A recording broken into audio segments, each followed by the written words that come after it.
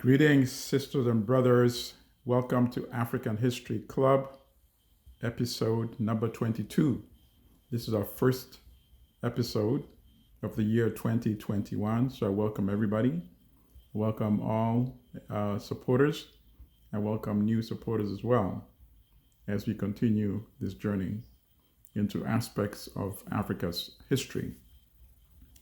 So today I'd like to focus on Samir Amin.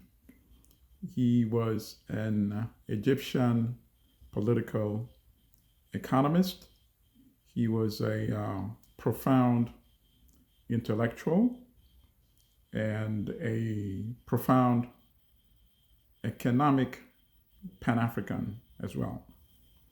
And Samir Amin passed away 2 years ago in 2018. For some of you that are familiar with his work, he's been referred to as the Andre Gunda Frank of Africa, whereas Andre Gunda Frank, of course, was a German-American sociologist who did a lot of study focusing on Latin America, particularly on the whole issue of dependency theory and practice, of course. And I would like to think of Gunda Frank as the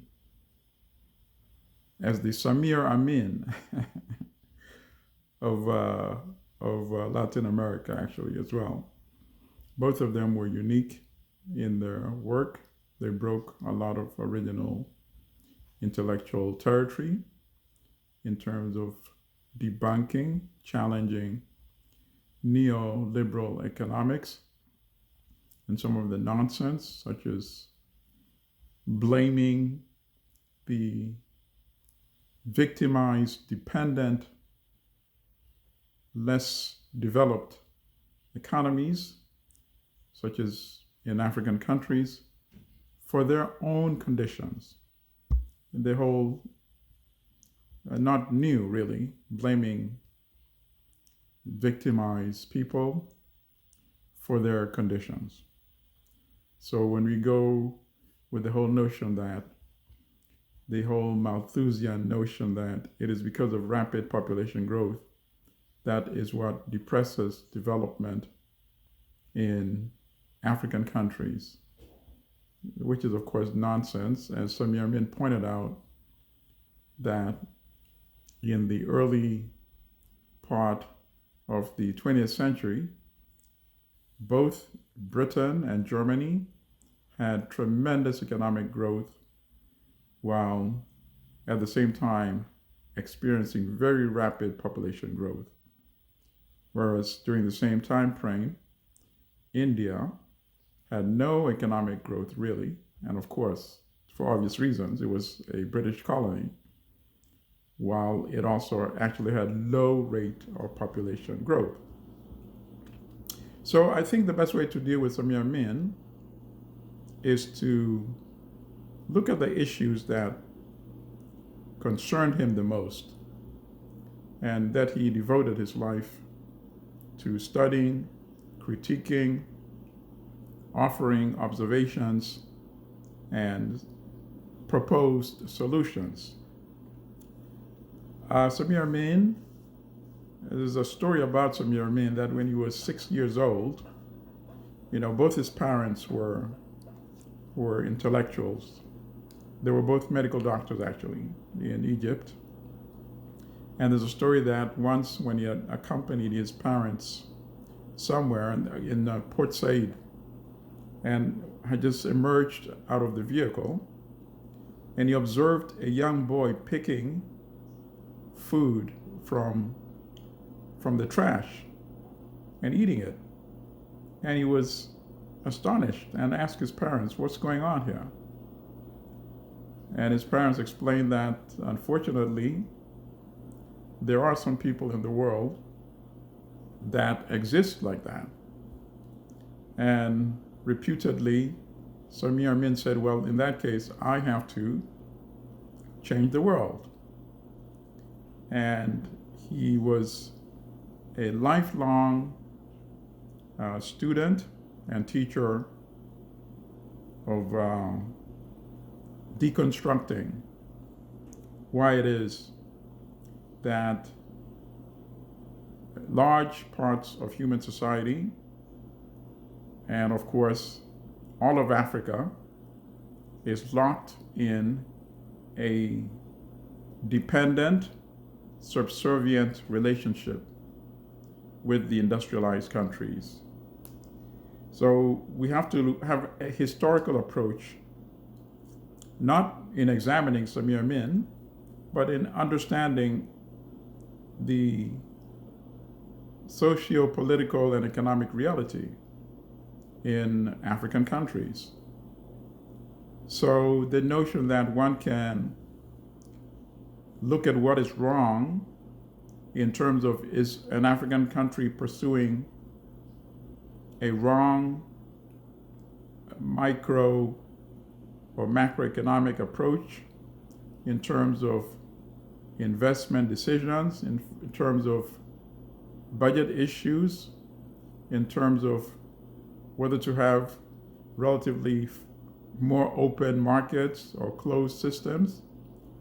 Are those the issues that need to be studied in order to arrive at a quote unquote efficient model of economic system and economic growth for African countries? No. You cannot look at that without first understanding the history. Because once you understand the history, you will see that it is by design, not by accident, that African countries are all locked in that subservient role in the global economic system. So let's look at part of the history. In one of his most famous books,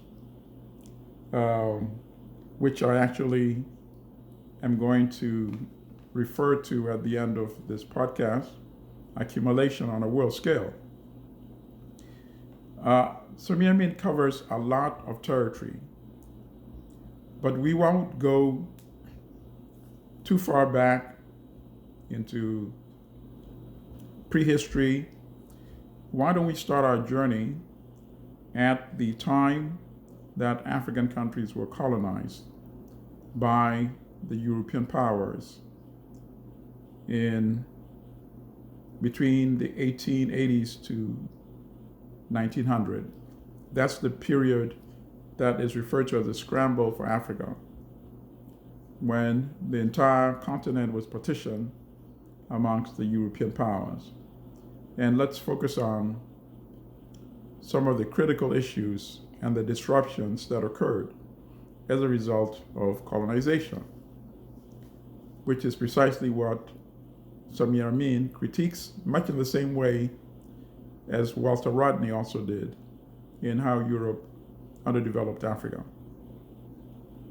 So the first order of the colonial regime was dispossession, kicking Africans off their land and taking control over the land, because in order to make somebody dependent, and then of course that can be reflected into an entire society or a country, you have to make sure that they do not have an independent source of income, of being able to produce their own food and sustain themselves. So Africans in many of the European colonies were kicked off the prime land, and in other places where they were not kicked off, they were pushed off to marginal land. The prime land was mostly reserved for the European invaders. So for example, in Kenya, you had almost 4 million acres taken away from Africans and given to 1,000 European British families. And then the second thing is, of course, you want to make sure that even in the marginal lands, Africans are not producing whatever they want to produce. They're not growing their own food to sustain themselves, and then perhaps continuing to exchange any surplus with other African communities. No, you want to dispossess them and then make sure they are locked into the global system. So in Kenya, once Africans were dispossessed, a taxation system was introduced. And their penalty, if the Kenyan Africans did not pay tax, they would be subjected to criminal fines or imprisonment. So therefore, they were compelled to work on the farms that they previously owned on behalf of Europeans. So that's how they were dispossessed. And even in countries where Africans remained on the land, in some of the French colonies, they were not free to continue cultivating the crops that they wanted. In other cases, they were compelled to produce either cotton or to produce peanuts. It's called groundnuts in most African countries. And of course, these crops were exported to Europe. So that was the essential disruption: dispossession from the land, and then disruption in terms of Africans not having a choice of what they produced. And that had far-lasting consequences immediately at the time, but even legacy consequences. So let's look at some of the immediate consequences. So when you're producing what they call cash crops, cotton, tobacco, tea, peanuts, you name it, you can't really eat that. So during periods of disruption, price collapse on the global market, during the Great Depression, for example, Africans were left holding the bag.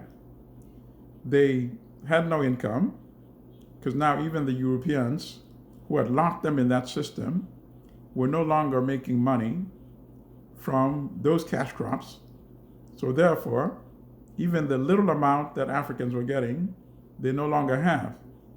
To compound that, they had not been growing food because they were compelled to produce cash crops. So it led to famine.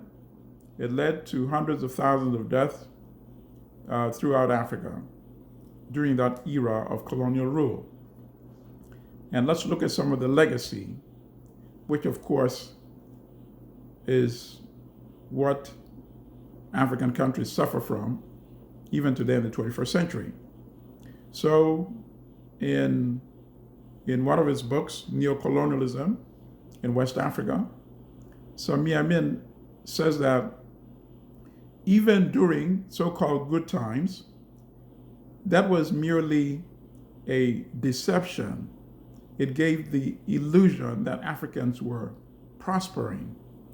So when the price of cocoa, cocoa of course is used to produce chocolate, was high, so a class of relatively prosperous farmers emerged in Ghana because the global market, the price for cocoa was high. So even though the British were actually really ripping them off, extorting them, giving them only 15% of what the global market was, and transferring the surplus to London, they were still relatively prosperous. And cocoa production grew tremendously in Ghana, starting from only 2,000 tons in 1900. By the 1930s, they were producing more than 200,000 tons, and by the 1950s, producing over 400,000 tons. But then it goes back to the essence of what Samir Amin really critiques, that you cannot develop an economy when so-called prosperity is linked on the demand of your product in the metropolitan country, the center. So what happened to cocoa?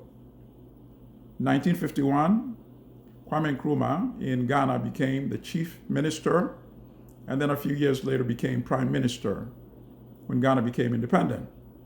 And the surplus from cocoa is still being generated. And Nkrumah starts building the Volta Dam River Project to create electricity and to industrialize, because that was one of Nkrumah's number one passion, to make sure that Ghana was industrialized and became independent economically from the Western powers and the industrialized world. And he was hoping to use the energy from the Volta project for that. And then what happens? The price of cocoa collapses in the early part, heading toward the mid-1960s. And do you really think it was a coincidence that the price collapsed at a time when Nkrumah was expressing his anti-imperialism and advocating the notion that African countries should unite and develop their own autonomous economic systems? No, of course not. But when the price collapsed, Ghana eventually becomes bankrupt. Nkrumah's government is relatively weakened, and it makes it easier for the West, including the United States through the CIA, to plot with the Ghanaian military and to overthrow Kwame Nkrumah in 1966. So that is the legacy, and that kind of legacy is still exists up to today in the 21st century, where African countries are still dependent on these cash crops.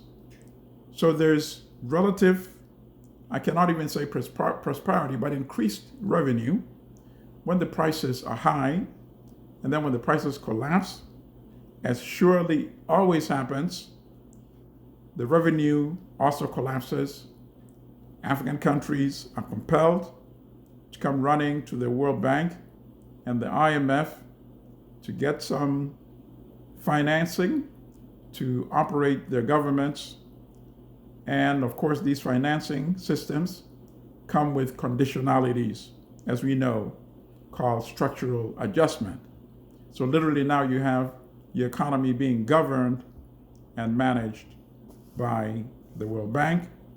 And of course, as we discussed in previous podcasts, one of the conditionalities is that you continue growing those cash crops that have doomed you in those conditions of dependency, that you don't spend any of the money to diversify your economy, to even embark on industrialization, which of course is what Samir Amin says is the only way that African countries can really break away from this dependent relationship. So that is the next point that I want to discuss in terms of what Samir Amin advocates: industrialization. Industrialization, wherever it has happened, whether in Britain, whether in the United States, whether in Germany, whether in Japan, it was done as a national sovereign program. So in other words, you can't just sit back, laissez-faire, business as usual, and think magically industrialization is going to occur. Not at all. In the countries that industrialized, they discriminated against imports of similar products from other countries. They set up tariff regimes to promote their own domestic industries until that reached a position whereby they could compete with the outside world. They directed financing into those particular industries and allowed them to develop and to become viable and to feed the domestic market and then to compete internationally with other outside manufacturers.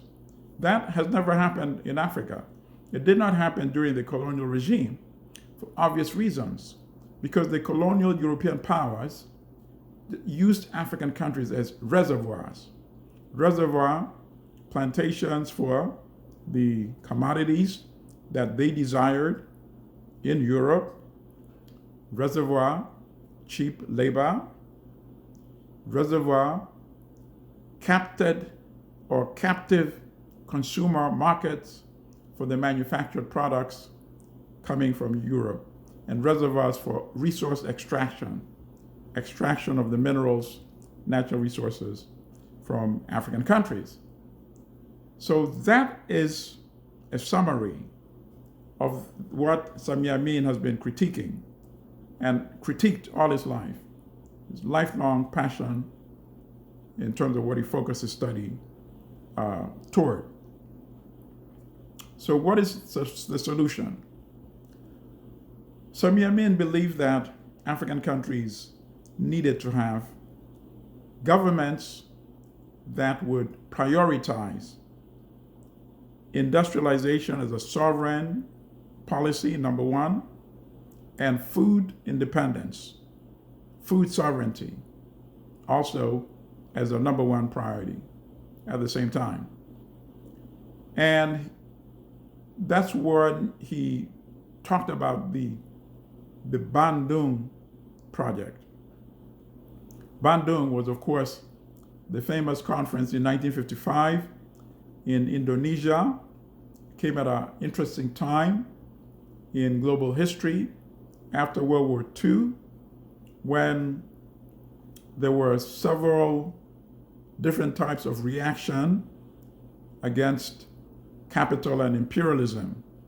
So, for example, you had the Civil War in China, and ultimately the emergence of Mao Zedong, or Mao Zedong,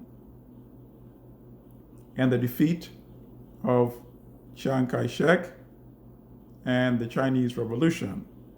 And you had emergence of nationalism elsewhere in Asia, and of course in Africa as well, which led to Kwame Nkrumah becoming chief minister. So when Kwame Nkrumah attended Bandung, Ghana actually was still not yet independent, because Ghana was 2 years away from independence in 1957. So at that time he was chief minister, not yet prime minister. But he was perhaps one of only 2 African or 3 African leaders that attended the Bandung conference.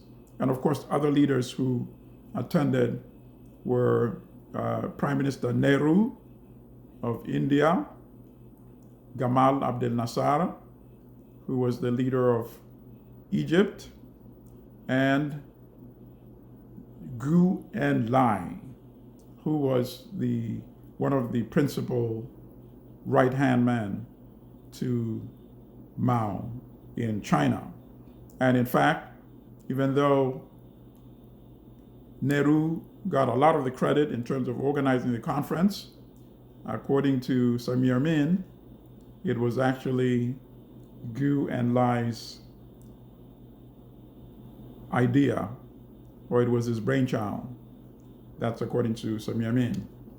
So you have all these leaders meeting together and debating and plotting and trying to create an independent path toward their own autonomous economic development, meaning economies that were geared toward meeting the needs of their own people rather than the needs of the countries that had colonized them. And this movement, of course, later on led to the non-aligned movement in 1960-61. And that's when many people that follow that type of history became familiar with names such as Julius Nyerere from Tanzania, one of the leading voices in the non-aligned movement, and of course, Indira Gandhi, of course, of India as well. And that was still a large block of the global community, many countries coming together to resist monopoly capital and imperialism and create some breathing space for African countries and other formerly colonized countries to chart their own independent system of economic growth. So when Samir Amin talks about Bandung, he is referring to that kind of political condition that existed not only in Africa, but in a large part of the world that had been formerly colonized. And obviously that does not exist today. So his question is, how do we recapture Bandung? How do we recapture the non-aligned movement? Because before you can embark on a policy of creating an autonomous economic system that every African country really needs to get away from what essentially is a continuation of colonialism, also sometimes referred to as neocolonialism. The prerequisite is to have a leadership that makes it the number one principal mission to break from that system, to invest in industrialization, to create domestic conditions that are conducive to industrialization. And Samir Amin says you cannot do it individually as African countries. You need to do it, and that's when he talks about economic Pan-Africanism, not just the notion of coming together because we proudly expelled the former colonizers, but now coming together to see how we can make that independence actually work for the benefit of African countries. So the mindset, of course, is very critical. And at this point, I might also add that, Walter Rodney, the late Walter Rodney, did not believe that the current ruling class in Africa, the comprador class, can actually deliver that sovereign agenda in Africa. And Samir Amin was also critical of that. He critiqued that. And he said even in instances where there had been an attempt to reconfigure the state, to transform society, looking at an example like Kwame Nkrumah's, for example, in Ghana, even in that case, the action was coming from the top elite. And that is not sustainable because it does not involve the masses of African society, the great majority of Africans who still are rural farmers and still live in the rural parts of Africa. And even when it doesn't look at that, it still precludes involvement of the working class. So it's a command system coming from the ruling elite, which is unsustainable. And Walter Rodney, and both Walter Rodney and Samir Amin were on the same page when it came to that. And Walter Rodney specifically believed that only the working class in African countries will ever be able to create the conducive conditions whereby African countries actually focus on building autonomous economic systems and breaking their dependency on the former industrial countries.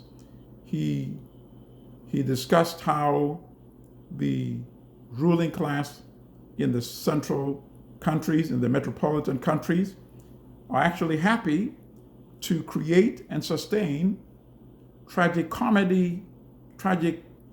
comedic, and yet brutal regimes in Africa, such as Mobutu in the Congo, the late Mobutu, such as, and a modern example I would give would be Yoweri Museveni in Uganda. These, and of course, the late Idi Amin also in Uganda, who was actually helped into power by the British, who later on, of course, pretended like they had nothing to do with Amin seizing power in Africa. And these are reactionary leaders, but yet are sustained and supported by the West. They get capital from the IMF and the World Bank. Why? Because they make their countries hospitable and friendly to location of Western multinationals, Western companies, and Western investments. In other words, they fulfill the role that formerly had been fulfilled by the colonial European governors. So This is a summary. I want to stop at this point, and I want to give my quick references. Accumulation on a World Scale by Samir Amin for further reading. Neocolonialism in West Africa, Samir Amin. Reimagining Pan-Africanism, edited by Issa Shivji. And I will also post some links to some YouTube videos on the wall after this podcast. And the videos include Tackling Africa's Industrialization Challenge, interview with Samir Amin. Samir Amin, the deployment of the Bandung Project in 2 parts. And then Walter Rodney, Crises in the Periphery, Africa and the Caribbean. So I would like to end on this note. Thank you so much for joining me. And my next podcast is going to look at South Africa, Julius Malema, and the rise of youth in Africa. And I want to see how they perhaps can help fulfill this vision of a leadership that works on behalf of Africa instead of the former colonial powers. Thank you so much, comrades, brothers and sisters. Stay strong, stay healthy, stay Pan-African.